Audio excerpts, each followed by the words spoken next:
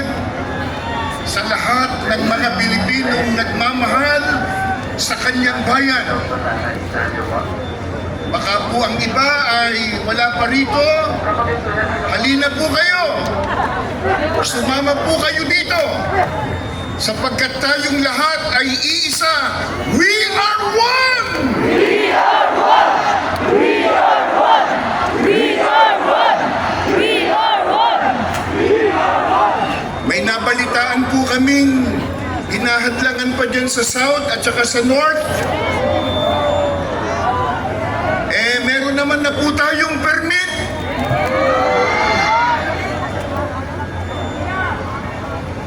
Yung mga nangurakot, hindi humingi ng permit.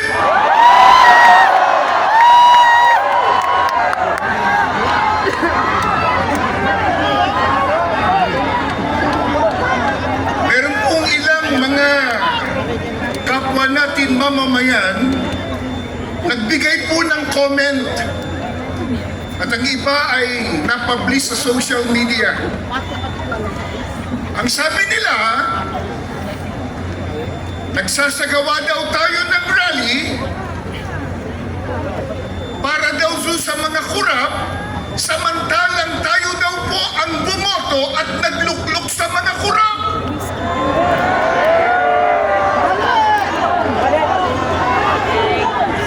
Ang ibig lang sabihin, tinatanggap nila may mga kurap sa gobyerno.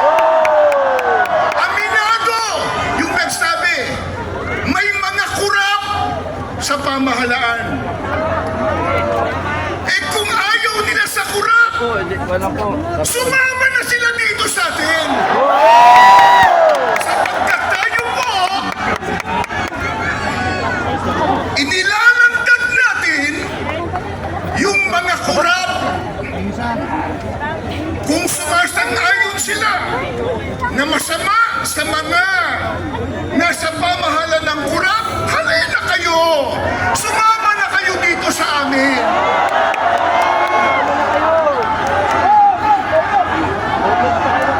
Sapagkat ang atin pong inihahayag at ipinakikipaglaban, mga mahal po naming mga kababayan,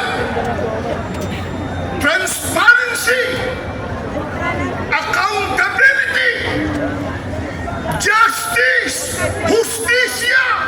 Justicia! Justicia! Justicia! Justicia! Justicia! Justicia! Hindi po hostesya.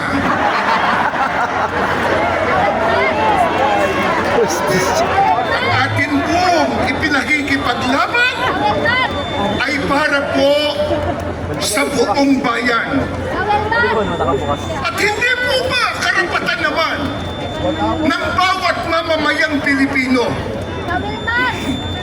kung sino ang inaakala nila na marapat maglingkod sa ating bayan. Ang tinupad lang po natin yung ating karapatang bumoto ng sang-ayon sa ating batas. Pero kung sino man po ang nanalo, eh hindi lang po kami at hindi lang tayo ang bumoto. Ang bumoto sa kanila, nakararami sa mamamayang Pilipino. Kaya sila man bumoto sa mga sinasabi nilang kurap. Pero, mga kababayan, mga mahal po namin mamamayan ng Pilipinas, ibinoto ba natin sila para mangurakot? Sagot kayo! Hindi! Hindi!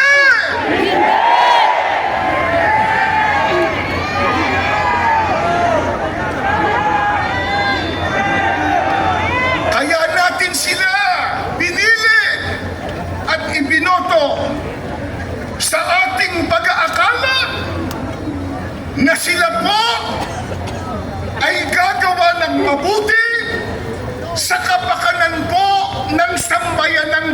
Pilipino. Pero sila po ang sumira sa pagtitiwala natin yon. Tama! Sabi nga po, public office or public service is a public trust. Bumoto tayo sa pag-aakala magsisilbi sila ng tama at wasto, magmamahal sa ating bayan. Pero sinira nila ang atin kong pagtitiwala. Ano kanilang ginawa? Yung iba, nagnakaw at nangurakot.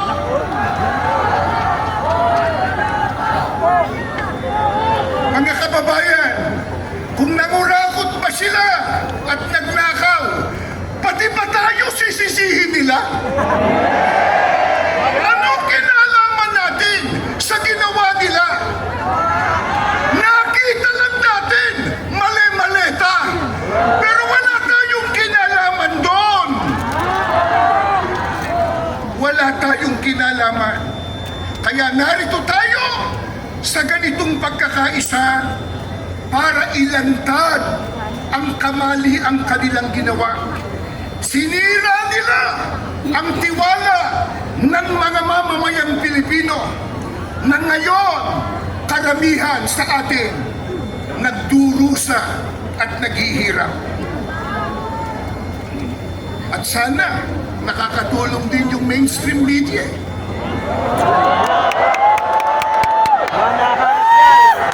Pero alam ba ninyo, may lumabas ngayon, ito daw angaw-angaw na ito ng tao. Ang sabi nila, nasa media po social media, 5,000 lang daw tayo. Totoo ba yun? Totoo ba yun? Tignan nga natin. Ipakita natin sa screen.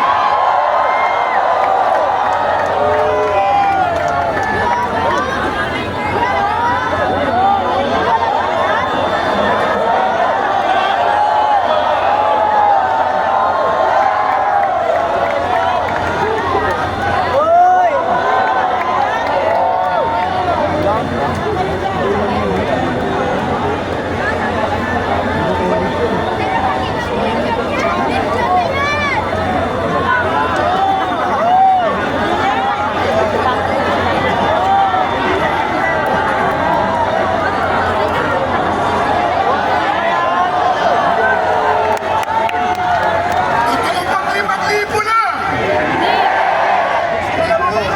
We are one! We are one! We are one! We are one! We are one! Kaya dahil gising na gising ang mamamayang Pilipino, kitang-kita po ng lahat ang paninira nila sa pangako nila nang sila po ay ihalal na mamahalin nila at paglilingkuran ang taong bayan. Kaya may karapatan tayo magsagawa ng ganitong pagkakaisa para sabihin sa kanila, para gisingin sila sa kanilang kamali ang ginawa at para tayo magsabi, sapagkat tayo ang may karapatang magsabi, mahiya naman kayo! Mahiya naman kayo! Mahiya naman kayo! Mahiya naman kayo! Mga kababayan, yun po ang sinisikap na gawin ni Senador Rodante Marcoleta at iba pang mga kapanalig niya. Isa siya sa mga nangunguna sa pag-expose at pag-iimbestiga, pagsisiyasat para po mapatawan ng akmang disiplina o parusa ang mga salarin. Pero yung ibang kapanalig niya, dati lumipat ng bakod.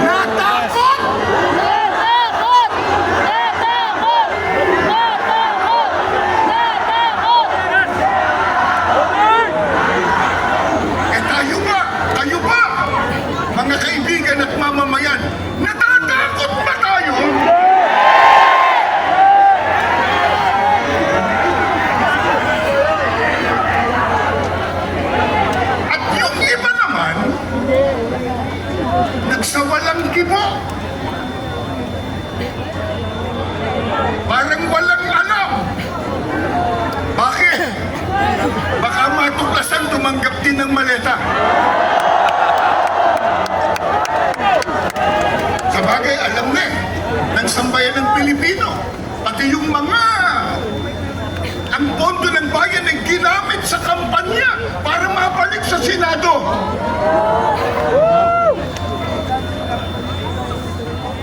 Yung senador na magiting at naninindigan po sa panig ng tama at ng katarungan, siya pa yung gustong patahimikin. Paano? Alam niyo kung ano naisip nilang paraan? Bendalo!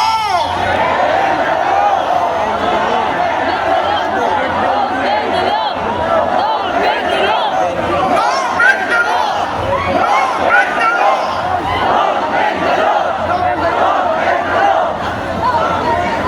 Lagi nating nababanggit, yung iba sa kanila, mambabatas, lawmaker, naging law bender. At may masaklap pa. Yung iba po, tagapagpatupad sana ng batas, alagad ng batas, pero naging manlalaban ng batas.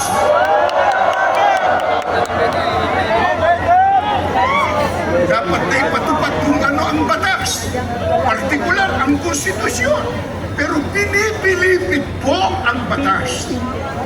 At gaya ng alam na ng lahat, nabanggit na rin kanina, ang ikinakaso nila kay Senador Marcoleta, blunder daw. Blunder. Wala namang ebidensya.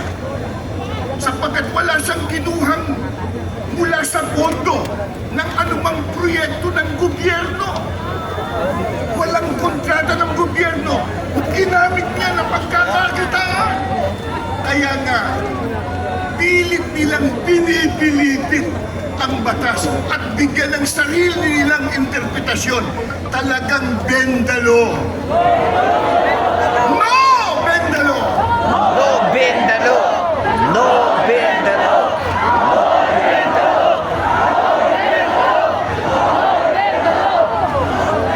Mga kababayan, ang mga utak ng korupsyon, lalo na po sa flood control projects, ayan, naghuhulan na naman. Ang Diyos ang ayaw pumayag na malimutan natin eh. Do not forget. Sabi nga, yung ginawa nilang katiwalian, pinakamalaking katiwalian na nangyari sa ating bansa. Ang mga yan, sila po ang dapat na patuloy na imbestigahan. Sila po ang dapat kasuhan. At kung mapatunayan ay papanagutin.